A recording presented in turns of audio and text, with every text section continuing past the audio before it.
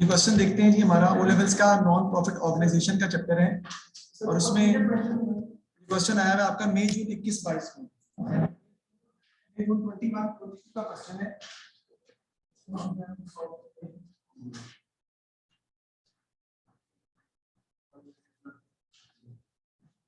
देखते हैं सबसे पहले हमने इसमें क्या निकालना है। तो सवाल में वापस चलते हैं हम। सबसे पहले कहते हैं जी RI music club, page number है मेरा 675 है और क्वेश्चन नंबर मई जून 21-22 का क्वेश्चन है। मई जून 21-22 नॉन प्रॉफिट ऑर्गेनाइजेशन का ओ लेवल्स का। RI music club owns its premises when it has a shop and a number of music rooms. Shop sales are for cash and shop purchases are on credit. यानी sales हम cash पे करते हैं और purchases हम credit पे करते हैं। तो सेल्स सारी कैश पे है, परचेजेस सारी की सारी जो है वो क्रेडिट पे है। मार्कअप दिया हुआ है 20%। अगर मार्कअप और मार्जिन दिया हो तो क्या मतलब है उसका? मैंने बताया है आपको। हाँ याद रखिएगा, लिखना है तो लिख लें दोबारा। अगर क्वेश्चन में मार्कअप और मार्जिन दिया हुआ है तो उसका मतलब है you will find gross profit directly. If markup और margin is given in the question it means you will find gross profit directly.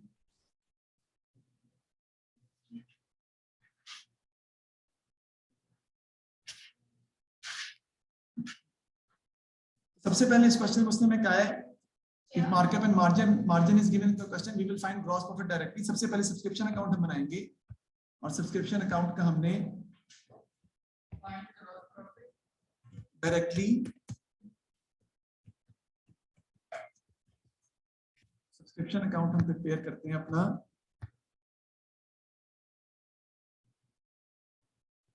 सबसे पहले इसमें क्वेश्चन में रिक्वायरमेंट यही कहा है कि आपने क्या बनाना है, सब्सक्रिप्शन अकाउंट बना के दिखाएं। मैं सब्सक्रिप्शन अकाउंट बनाने जा रहा हूं, आपको बहुत अच्छी तरह पता है, बड़ी दफा बनाया मैंने। इसका फॉर्मेट सबसे पहले मैं लिख लूंगा। डेबिट साइड पे आपका आता है क्रूड ब्रॉट डाउन, ये आपका एसेट है। ये वो सब्सक्रिप्शन है जो आपको अभी तक मिली नहीं है पिछले साल की। क्रूड कैरी डाउन है इस साल की subscription which is earned but not received. इधर आ जाती है इन एडवांस ब्रॉट डाउन या प्रीपेड ब्रॉट डाउन, बात एक ही है।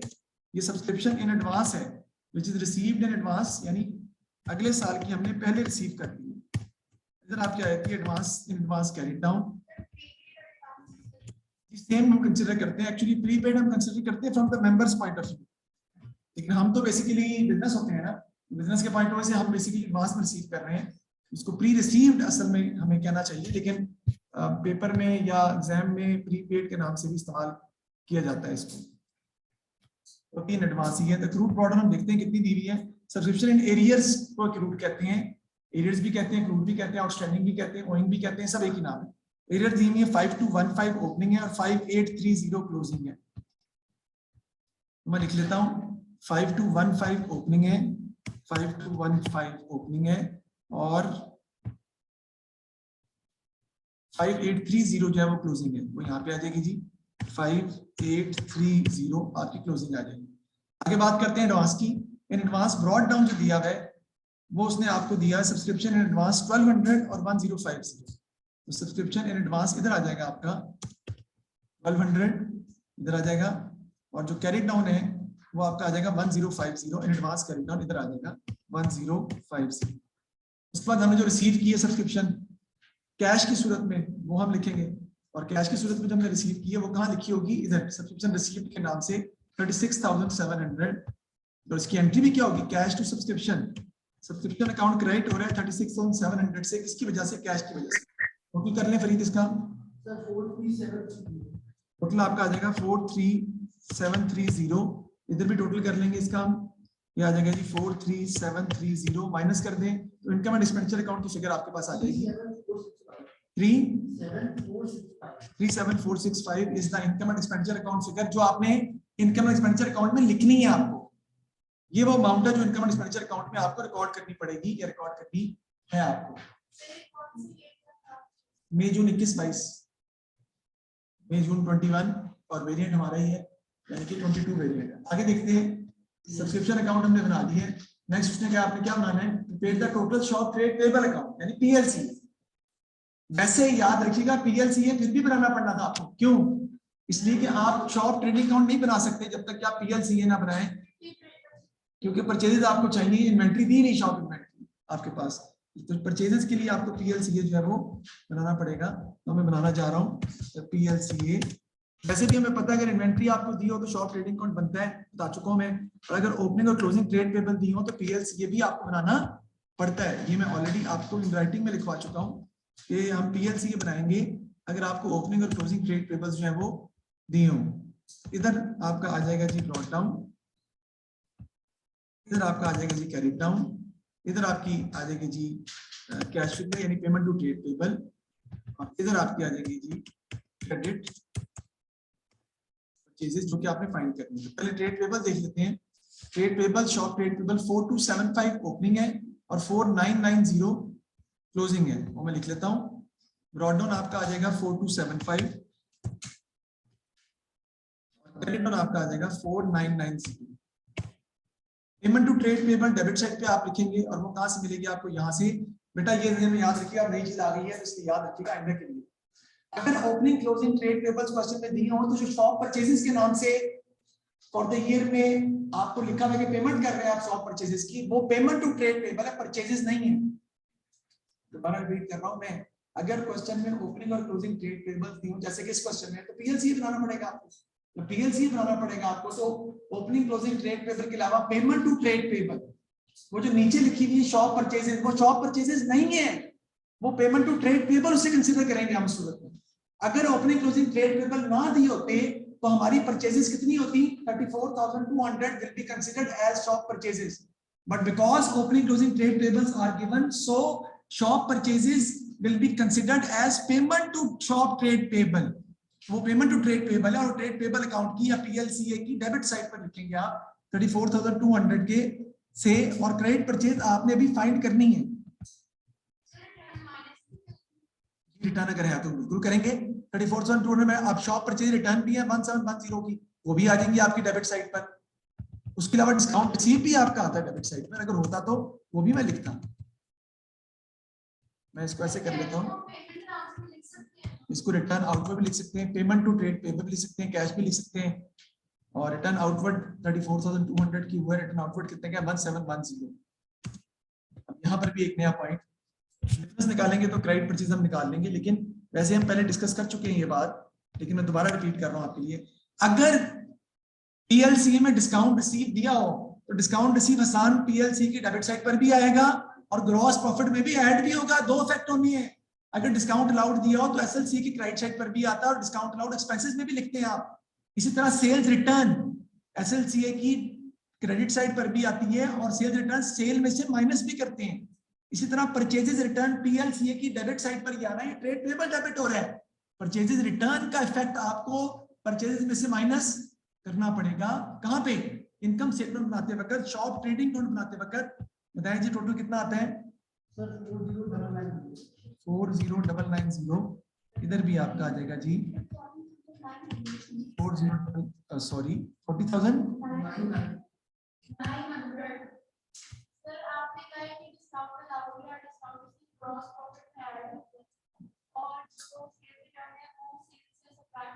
जी। ये क्या है मैंने जी, बताएं क्या आ रहा है, 40,990 900 900 जी। तो क्रेडिट परचेज निकालने कितनी आती है जी, 36625 ओके। तो 36625 आपकी क्रेडिट परचेज निकले, ये आपकी परचेज है। तो सर क्वेश्चन में शॉप परचेज के नाम से लिखी हुई, यही तो बात है। वो payment to trade payable consider किया जाएगा उस सूरत में जबकि आपको उसने क्वेश्चन के अंदर ओपनिंग और क्लोजिंग ट्रेड पेबल दिए हों। ये आपने बात ज़हन में याद रखनी है।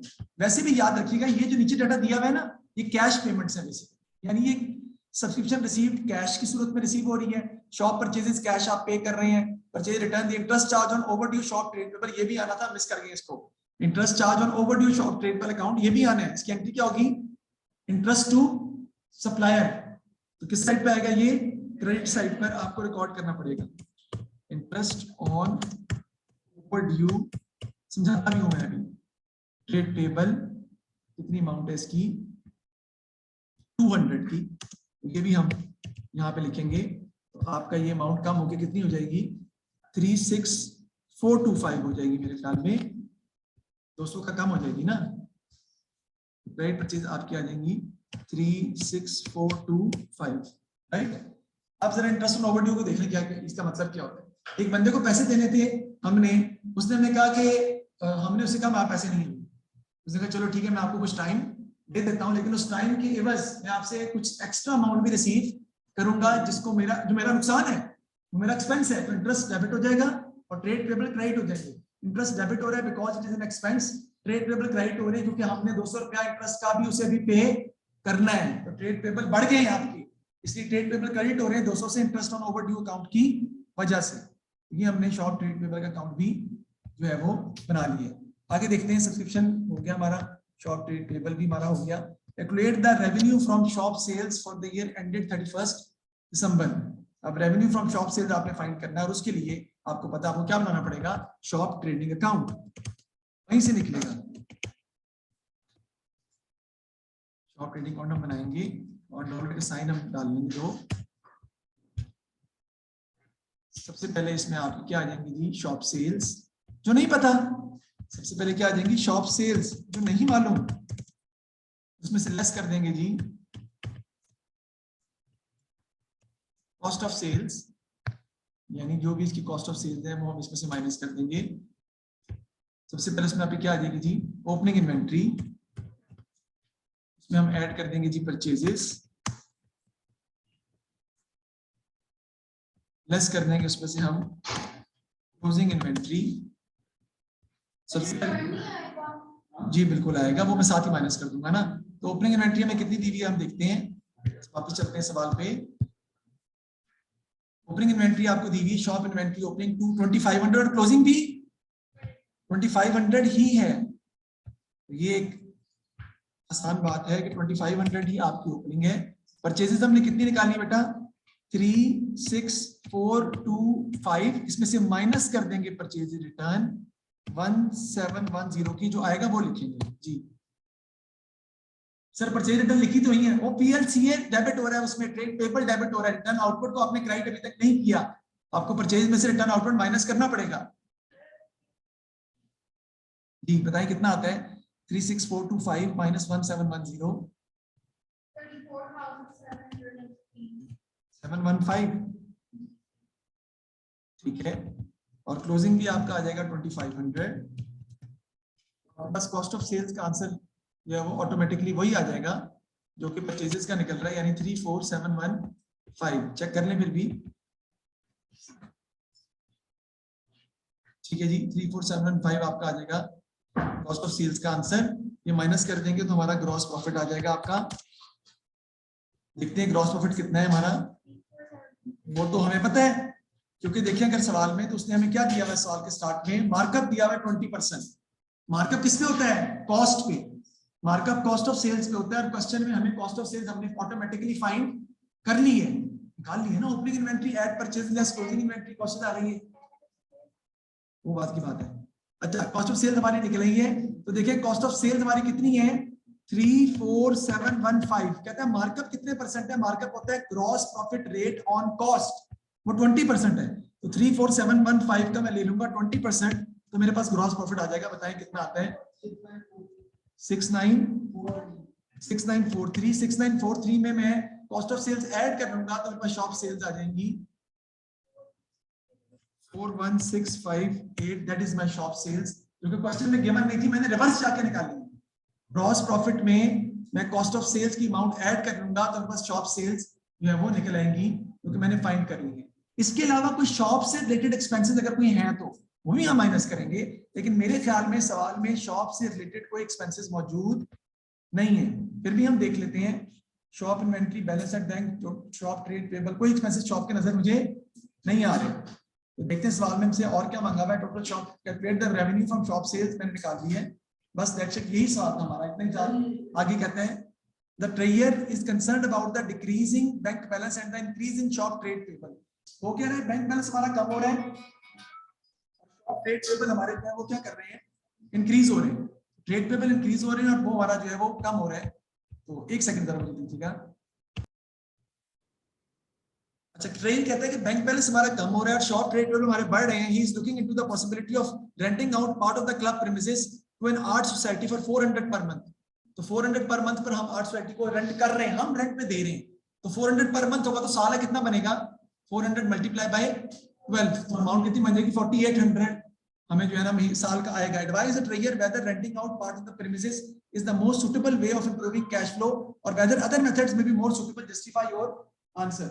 अगर आप प्रीमिसेस जो है अपनी रेंट पर दे देंगे तो आपको 4800 का रेवेन्यू जनरेट हो रहा है। और अगर हम बात करें अपने बैंक बैलेंस की सवाल में, तो बैलेंस बैंक 240 का है और एंडिंग जो है 110 का है, तो सारी बातें कम है, हमारा 4800 से बैंक बैलेंस हमारा इंक्रीज करेगा। और अगर हम ट्रेड पेबल्स की बात करें तो ट्रेड पेबल्स हमारे 4275 से बढ़ के 4990 हो गए, यानी इंक्रीज कर गए, इंक्रीजिंग ट्रेंड है। अब आपने ये बताना है कि रेंटिंग आउट द प्रीमिसेस का नुकसान ये है कि premises will not be used for any other purpose, इसके लिए पर्पस के लिए प्रीमिसेस हम किसी और मकसद के लिए इस्तेमाल कर सकते हैं ना। हमारा क्लब है ना, म्यूजिक क्लब है, तो वो प्रीमिसेस म्यूजिक क्लब के लिए हम इस्तेमाल कर रहे थे और उसमें म्यूजिक रूम्स थे। अगर आप प्रीमिसेस दे देंगे तो आपके म्यूजिक रूम कम हो जाएंगे और आपकी उस पर इफेक्ट आता है, तो आप अदर मेथड यूज कर सकते हैं। वो कौन कौन से हो सकते हैं? इंट्रोड्यूसिंग मोर सब्सक्रिप्शन आप कर सकते हैं, सब्सक्रिप्शन का रेट बढ़ा सकते हैं ना, introducing more subscription by the members, फिर selling, introducing more subscription by the members, फिर selling obsolete non current assets,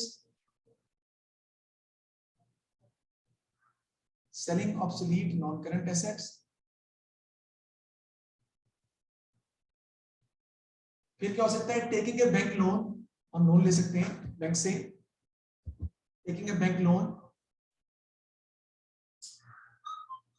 और giving discount to trade receiver for early collection, giving discount to trade receiver for early collection, ये भी तरीके हो सकते हैं। Giving discount to trade receiver for early collection, ये भी तरीके हो सकते हैं। सॉरी, हाँ इसमें रिसीवर्स नहीं, लेकिन उसने मैं इस क्वेश्चन के हिसाब से ही पूछा हुआ है, रिसीवर्स नहीं आएंगे। डिलेइंग शॉर्ट ट्रेड पेबल कर सकते हैं, delaying payment to short trade, receivers वाला नहीं आएगा पॉइंट, रिसीवर्स है नहीं ना, सारी कैशेज हैं, तो डिलेइंग शॉर्ट ट्रेड पेबल्स,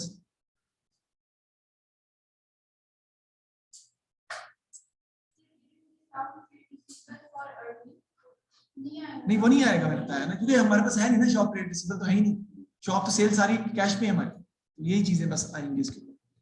ठीक है जी, नेक्स्ट क्वेश्चन पे चलते हैं जी। हमारा नेक्स्ट क्वेश्चन है जी, जी बिल्कुल ठीक है, कहते हैं जी मई जून 2021 का हमारा क्वेश्चन है, इसको हम जो है सॉल्व करते हैं।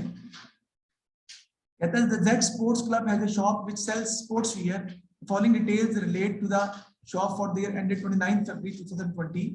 ओपनिंग इन्वेंटरी दी हुई है और परचेजेस भी दी हुई है, तो आई जस्ट आप लोग आगे में क्लास में चलें, ठीक है। The following details relate to the shop for the year. Opening inventory थी, वफा समझ आ गई सवाल की आपको मैंने करवाया जो आपको? रिदा जी, रफा समझ आ गई है? जी सर। जी ठीक है।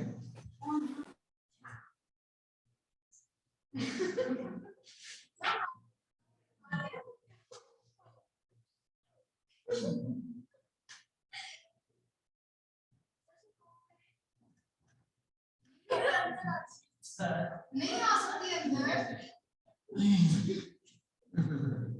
जिसम में कुछ हो रहा है, अजीब सा होता है। अच्छा जी, Z, अच्छा ओपनिंग इन्वेंटरी दी हुई है आपको 900 की, क्लोजिंग इन्वेंटरी 970 की दी हुई है, परचेजेस दी हुई है आपको 7600 की और मार्कअप 40% है। कैलकुलेट द शॉप सेल्स, तो यहीं पे मैं निकाल लूंगा शॉप सेल्स, कोई प्रॉब्लम नहीं है इसके अंदर। जी मैं कर रहा हूँ, तो सॉल्व करते हैं इसको हम।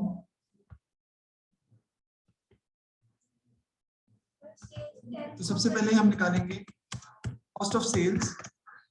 ओपनिंग इन्वेंटरी कितनी है बेटा?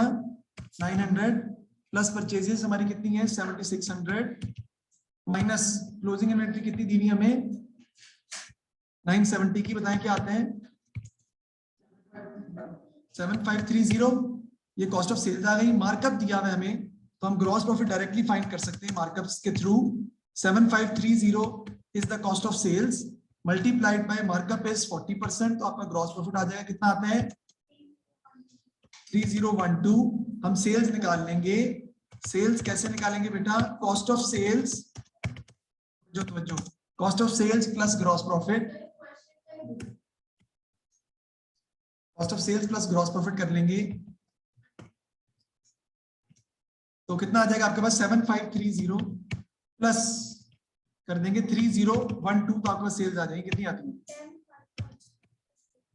10542 10542 आपके पास सेल्स की अमाउंट जो है वो आ जाएगी, that is 1542, that is our shop sales. जैसे पीछे निकाला था वैसे ही निकाला है सिंपल, अगर देखा जाए उसमें भी हमने, लेकिन मैंने इसमें स्टेटमेंट फॉर्म में सॉल्व किया था ना, प्रॉपर बना के इनकम स्टेटमेंट बनाई थी, उसमें शॉप ट्रेडिंग अकाउंट का फॉर्मेट लिखा था, कॉस्ट ऑफ सेल निकाली थी, उसका मार्कअप से प्रॉफिट निकालकर मैंने फिर सेल जो है वो फाइंड कर ली।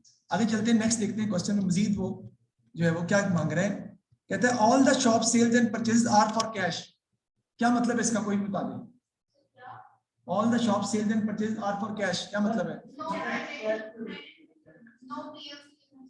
हाँ, दैट्स द राइट आंसर, क्योंकि इसमें कैश सेल्स हैं और कैश परचेज हैं, तो पीएलसी या एसएलसी दोनों नहीं बनेंगे। वैसे एसएलसी तो एनपीओ में मैंने बताया था बनता ही नहीं है, लेकिन बात आपकी एब्सोल्युटली राइट है कि दोनों ही नहीं बनेंगे क्योंकि उसकी जरूरत नहीं है, क्योंकि सारी चीजें कैश पर ही है।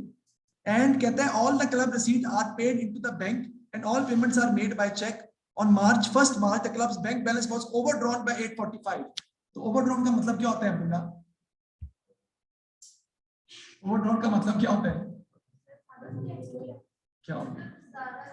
हाँ, ओवरड्रॉन का मतलब है कि आपने बैंक से ज्यादा पैसे निकलवा लिए और उतने पैसे आपने बैंक को वापस कर दिए, तो बैंक जो है वो आपकी लायबिलिटी हो जाती है। अच्छा मैं छोड़ यार, नहीं ऐसे क्या, अच्छा बैंक जो है ना, सवाल करते हैं हम, बैंक हमारी लायबिलिटी आ जाएगा, सॉरी ओवरड्राफ्ट हमारी लायबिलिटी आ जाएगा। नीचे दिया हुआ, in addition the shop sales and purchase the following receipts and payments were made during the year.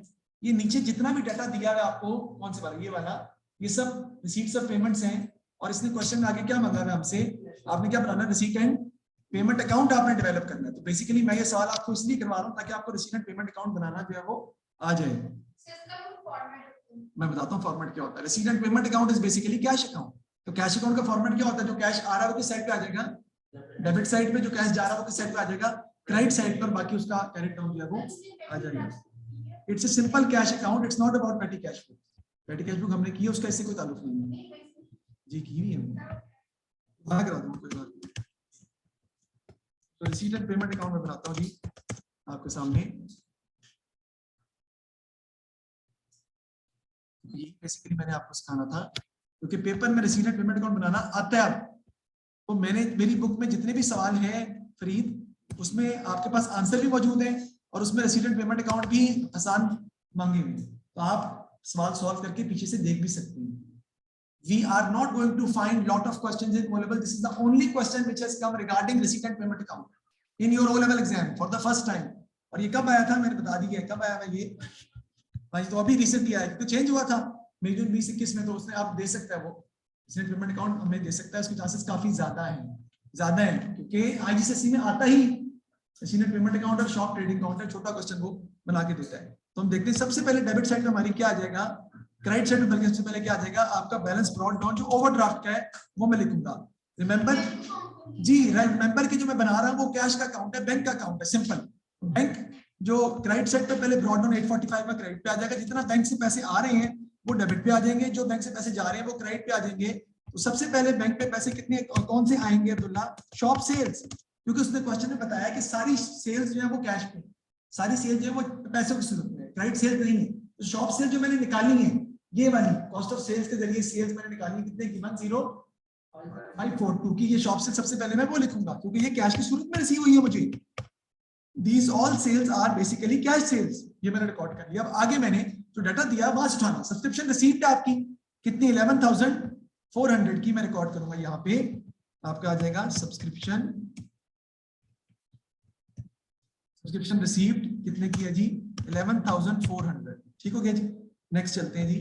11,400 के बाद कंपटीशन फी रिसीव्ड है 915, मैं वो लिख लूंगा जी, यहाँ पे आपकी आ जाएगी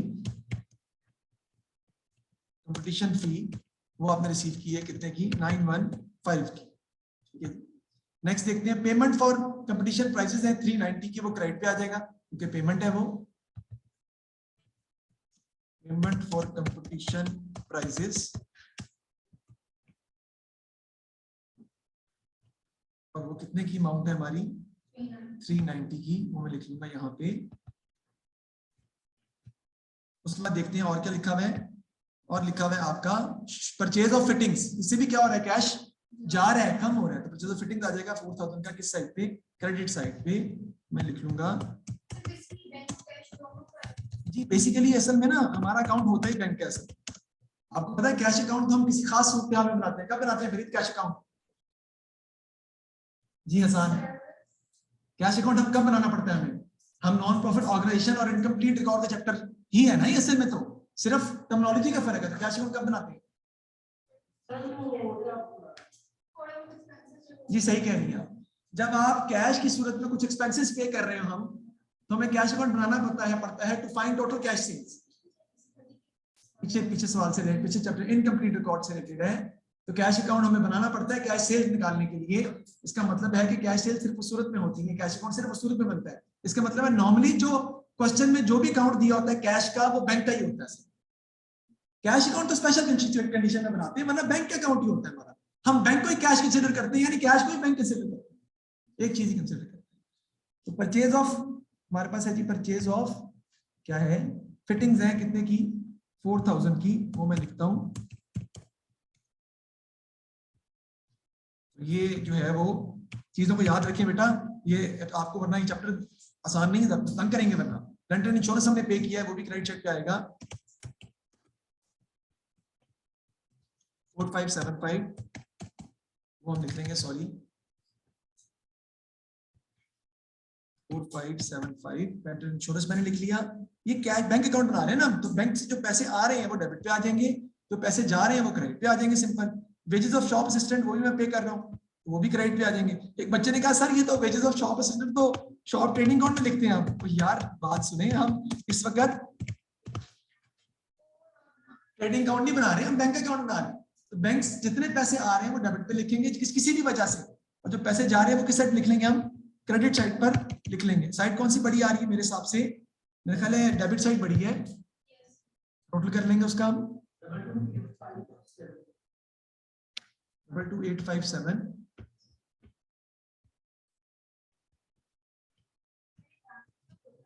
बैंक अकाउंट ही है sir, payment account is basically bank account, लेकिन उसका नाम हम यूज करते हैं रेजिडेंट पेमेंट अकाउंट किसमें, नॉन प्रॉफिट ऑर्गेनाइजेशन में। जी एलिमेंट कितना आ जाएगा आपका 22857 माइनस 390 4000 माइनस 4575 11047 आपका आ जाएगा बैलेंस कैरिड डाउन 1047।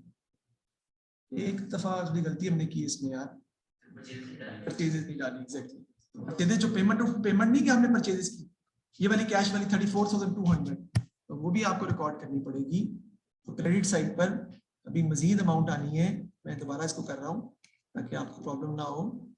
किसकी, पेमेंट की जो अमाउंट है, पेमेंट जो आनी है, जो पेमेंट हमने की है किस सूरत में, पीएलसी में जो पेमेंट ट्रेड पेबल नहीं किया आपने, वो आपको लिखना पड़ेगा। सर वो कहाँ से उठाया आपने? उठाया मैंने यहीं से है, ये देखिए पीछे लिखी हुई पेमेंट टू ट्रेड पेबल।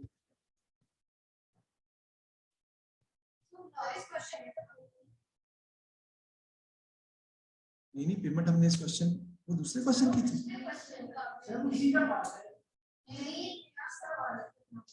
हाँ तो परचेजेस जो परचेज हमने निकाली है ना, जो परचेजेस हमने निकाली है वो सारी की सारी हमने बताया कि कैश पे है, वो तो हमें रिकॉर्ड करनी पड़ेगी ना, सारी कैश परचेज है आप, तो वो आपको रिकॉर्ड करनी पड़ेगी। लिखा कहाँ हुआ है, दिखा देता हूँ मैं आपको। देखिए उसने क्वेश्चन में पीछे बताया है कि all shop sales and purchases are for cash, ये लिखा हुआ है। तो आपने जो परचेजेस कैलकुलेट की हैं या क्वेश्चन में पीछे दी हुई है आपके सामने, ये दी हुई है परचेजेस 7600 की, सब के सब किसमें है, ये कैश में है, ठीक है जी। तो आपको कैश पे लिखनी पड़ेगी परचेजेस 7600 की, वो मिस कर जाऊंगी। ये थोड़ा मुश्किल पॉइंट था क्योंकि बच्चे कमिट कर सकते हैं कि परचेजेस को भी आपको यहाँ रिकॉर्ड करना पड़ेगा, तो उसका मैं जवाब आपको ये दूंगा इस तरीके से, जिस तरह सेल्स आपने लिखी है डेबिट साइड, जिस तरह सेल्स आपने डेबिट साइड पे लिखी है जो निकाली थी मैंने 1054, इसी तरह परचेजेस भी जो कैश पे हुई है वो आपको क्रेडिट चेक में रिकॉर्ड करनी पड़ेंगी। अब बताएं टोटल कितना आ रहा है और कितना कैरी डाउन आपका निकलेगा। हाँ उधर का टोटल तो सेम आएगा लेकिन साइड पता नहीं कौन सी पड़ी है पारी है।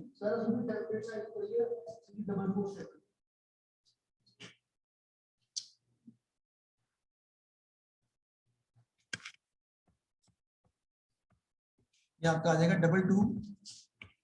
222847 ये भी आपका आ जाएगा 222857। कैरेट डाउन जो है वो आपका आ जाएगा 3447। ठीक है जी। तो ये हमने रिसीट एंड पेमेंट अकाउंट इसका जो है वो बना लिया है।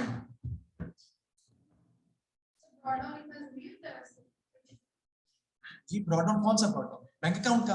बैंक अकाउंट को ब्रॉड डाउन तब नहीं होगा अगर बिजनेस नया स्टार्ट हो रहा हो। यहाँ तो बिजनेस में ब्रॉड डाउन उसने दिया हुआ है बैंक का, ठीक है ना। बैंक का ब्रॉड डाउन उसने में क्वेश्चन में बताया ऑन 1 मार्च 2019 ये लिखा हुआ है the club bank balance was overdrawn by 845। Overdrawn का मतलब है क्रेडिट बैलेंस है, तो वो क्वेश्चन में ऑलरेडी गिवन है, तो आपको आगे सॉल्व इसको करना पड़ेगा उस तरह से। सवाल खत्म नहीं हुआ, सवाल अभी चल रहा है। तो रिसीट एंड पेमेंट अकाउंट के साथ बनाने के बाद उसने साथ ही बैंक अकाउंट स्टेटमेंट भी बना दी है। मुझे पता है रिसीट एंड पेमेंट अकाउंट हमारा क्या होता है, अभी डिस्कस कर रहे थे, कैश अकाउंट। और कैश अकाउंट क्या होता है? Bank account. और बैंक अकाउंट क्या होता है? Cash book. क्योंकि कैश बुक बीआरएस के अंदर हम कैश बुक का सिर्फ बैंक कॉलम लेते हैं। बैंक रिकॉन्सिलिएशन स्टेटमेंट के अंदर हम दो चीजें बनाते हैं, रिवाइज्ड कैश बुक और बीआरएस। तो रिवाइज्ड कैश बुक में हम क्या लेते हैं? सिर्फ बैंक कॉलम होंगे। तो रिसीट एंड पेमेंट अकाउंट जो दिया हुआ वो बेसिकली कैश बुक ही बना के दिया आपको। अब उसने गलतियां बताई है नीचे और कहता है कि आपने the bank statement showed A positive balance of 7162 और कहता है कि आपने क्या बनानी है? बीआरएस बनानी है आपने, और बीआरएस बना के दिखाना है। On the comparing the bank statement with the treasurer found the following: competition fee 260 had not been recorded by the bank. A check paid for competition prices had been charged twice by the bank. The payment for fittings 4000 was made on 27th February and had not been recorded on the bank statement. तीनों गलतियां किसकी हैं? तीनों गलतियां bank की हैं। तो बेटा यहाँ पे मिटा के मैं बनाता हूँ वरना आपको समझ नहीं आएगी। यानी नॉन प्रॉफिट ऑर्गेनाइजेशन के सवाल में उसने बैंक अकाउंट स्टेटमेंट भी साथ एडजस्ट करके दे दी है। वो असल में हमें जरूरत साथ पड़ेगी उसकी ना, तो साथ ही सामने रहे तो अच्छी बात है, क्योंकि हमारा आंसर बैंक स्टेटमेंट कितना आना चाहिए? गलत। हमारा आंसर बैंक अकाउंट स्टेटमेंट का आंसर कितना आना चाहिए? गलत। कितना आना चाहिए आंसर? जल्दी बोले। 3447 आंसर आना चाहिए, बिकॉज के बीआरएस हम बनाते हैं क्यों है? To reconcile the cash book balance with the bank statement balance. आपका इस वक्त कैश बुक का बैलेंस कितना आ रहा है? 3447। आपका कैश बुक का बैलेंस आना कितना चाहिए? बैंक स्टेटमेंट का बैलेंस कितना आना चाहिए? 3447। कितना है ये? 7162। पॉजिटिव बैलेंस का मतलब है कौन सा बैलेंस है? क्रेडिट बैलेंस है। हम बनाते हैं bank reconciliation. Very good question बेटा। Cash book is always opposite to bank statement. Cash book का डेबिट बैलेंस होता है पॉजिटिव बैलेंस, और बैंक स्टेटमेंट का क्रेडिट बैलेंस होता है पॉजिटिव बैलेंस आपका, वो कहलाता है। राइट। तो हम स्टार्ट करेंगे balance as per bank statement. किससे? क्रेडिट से। वो कितना दिया हुआ है? 7162। बताएं जी फॉर्मूला कौन सा बनेगा जी? एनपी क्या होंगे? क्रेडिट बैलेंस होगा तो बोल रहे हैं एनसी क्या होंगे? एड नॉट प्रेजेंटेड चेक्स और नॉट क्रेडिटेड चेक्स। एनपी क्या होते हैं? वो चीजें जो कैश बुक में क्रेडिट होती हैं लेकिन बैंक स्टेटमेंट में डेबिट नहीं होती। नॉट प्रेजेंटेड चेक्स क्या होते हैं? जो कैश बुक में डेबिट होते हैं लेकिन बैंक स्टेटमेंट में कैश बुक में क्रेडिट होते हैं लेकिन बैंक स्टेटमेंट में डेबिट नहीं होते, पेमेंट के लिए इशू करते हैं ना। और एनसी क्या होते हैं? उसको ऑपोजिट, कैश बुक में डेबिट होते हैं लेकिन बैंक स्टेटमेंट में क्रेडिट नहीं होते। तो देखते हैं। A check competition fee 260 had not been recorded by the bank. ठीक है जी। कंपटीशन फी अभी तक हमने बैंक में रिकॉर्ड नहीं की। ठीक है जी। तो कंपटीशन फी अगर हम देखें कि हमारी पेमेंट है या रिसीट है,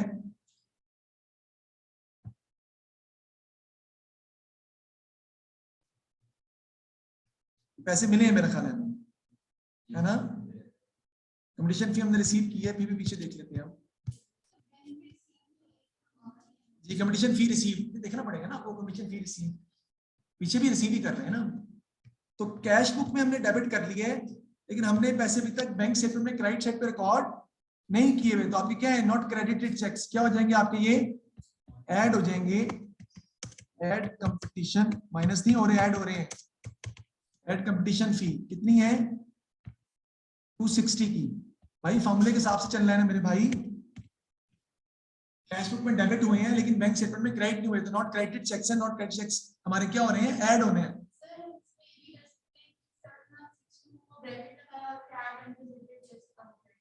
जी कर सकते हैं। उसके बाद है cheque paid for 25 for competition price has been charge twice by the bank. आपने कैश बुक में क्रेडिट किया था 25, बैंक स्टेटमेंट में डेबिट करना था, आपने 2 दफा डेबिट कर दिया। अब एक दफा क्या करना पड़ेगा आपको, क्रेडिट करना पड़ेगा, तो आपको दोबारा ये भी ऐड करना पड़ेगा। Add cheque paid recorded twice, कितने से 25 से। नेक्स्ट देखते हैं, पेमेंट फॉर फिटिंग है 4000 had not been recorded in the bank statement. आपने कैश बुक में क्रेडिट किया था लेकिन बैंक वालों ने उसे डेबिट नहीं किया। Payment for fitting not recorded, मेरा आंसर निकालो। ये आपका आ जाएगा 4000 और ये क्या हो रहा है एनपी आपका, और ये माइनस हो जाएगा। बताएं जी आंसर हमारा क्या आता है, आंसर हमारा आ जाएगा दोबारा वही, हमारा आंसर आ जाएगा 3447 हमारा आंसर आ जाएगा। और हम इसे कैसे लिखेंगे, ये आपका आ जाएगा जी बैलेंस एज पर, इसको आप लिख सकते हैं balance as per bank statement, credit भी लिख सकते हैं आप इसको, और इसको balance as per cash book debit भी लिख सकते हैं। यही आ रहा है, तो ये हमने सॉल्व कर दिया। अब जरा इसको दोबारा डिस्कस कर लेते हैं, हमारे पास 5 मिनट है अभी, तो एक दफा जरा दोबारा इसको मैं डिस्कस कर लेता हूँ आपके साथ। ये बीआरएस का सवाल कहाँ से बीच में टपक पड़ा। देखिए रिसीट एंड पेमेंट अकाउंट हमें दिया हुआ है, ये कैश बुक है, कैश बुक हमने करेक्ट करके बना ली और कैश बुक का कैरेट आ रहा है 3447 डेबिट। आपका बैंक स्टेटमेंट का बैलेंस भी कितना आना चाहिए 3447 क्रेडिट, जबकि हमारा बैंक स्टेटमेंट का बैलेंस कितना दिया हुआ है 7162 क्रेडिट, व्हिच इज रॉन्ग। आपको पहले भी मैंने बताया था, दोबारा बता रहा हूँ, कैश बुक का बैलेंस ना दिया हो तो डेबिट होता है, बैंक स्टेटमेंट का बैलेंस ना दिया हो तो क्रेडिट होता है, और पॉजिटिव बैलेंस कैश बुक का डेबिट होता है और बैंक स्टेटमेंट का क्रेडिट होता है। क्योंकि बिजनेस पैसे अगर पड़े हुए हमारे पास तो हमारा एसेट है, बैंक की लायबिलिटी होती है। क्या हो गया जी, मैं समझा रहा हूँ दोबारा। ये देखिए जी, competition fee 260 had not been recorded by the bank. इसका मतलब क्या है कि कंपटीशन फी कैश बुक में डेबिट हमने कर दी है लेकिन बैंक स्टेटमेंट में क्रेडिट साइड पे रिकॉर्ड नहीं की, तो उसका इफेक्ट क्या बन रहा है, एनसी बन रही है आपकी, वो ऐड ही होंगे। आगे cheque paid for 25 for competition prices had been charge twice by the bank. तो आपने चेक पे किया था, तो आपने चेक पे किया था तो आपने क्या किया, आपने कैश बुक में क्या कर दिया उसे क्रेडिट, बैंक स्टेटमेंट में आपने क्या करना था डेबिट। आपने डेबिट कितने से कर दिया 50 से, 25 से डेबिट करना था 50 से कर दिया। एक दफा क्या करना पड़ेगा आपको, क्रेडिट करना पड़ेगा।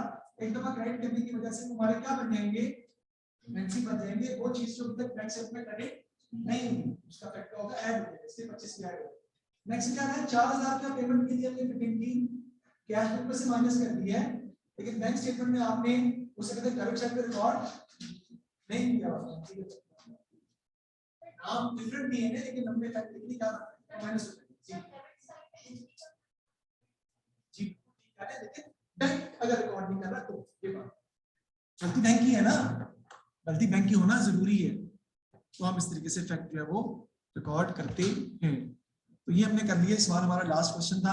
अब इंशाल्लाह ताला नेक्स्ट जो है हम स्टार्ट करेंगे अपना पास पेपर। तो पास पेपर जो है सारे, वो मैंने आपको बताना था कि सारे पास पेपर जो मंडे को आप करेंगे वो बिल्कुल नए वाले पहले हम करेंगे, तो बिल्कुल नए वाले करेंगे तो आप अपने चैप्टर सारे प्रिपेयर करके आएंगे।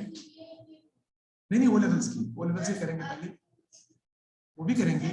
अभी हम ओ लेवल से करेंगे कि कौन से वाले 21 और 20 के, और उसके बाद फिर हम देखेंगे कि आईसीसी कॉन्सेप्ट शुरू करना है।